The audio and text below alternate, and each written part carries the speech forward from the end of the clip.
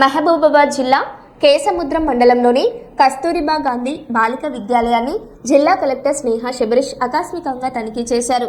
పాఠశాలలో health, education, nutrition, sanitation అంశాలపై ప్రత్యేక ప్రణాళికతో ముందుకు సాగాలని అధికారులకు ఆదేశించారు. Store room, dining hall, kitchen, తరగతి గదులను పరిశీలించి విద్యార్థులతో మాట్లాడి సౌకర్యాలపై వివరాలు తెలుసుకున్నారు. విధుల్లో నిర్లక్ష్యం వహిస్తే కఠిన చర్యలు తీసుకుంటామని కలెక్టర్ హెచ్చరించారు.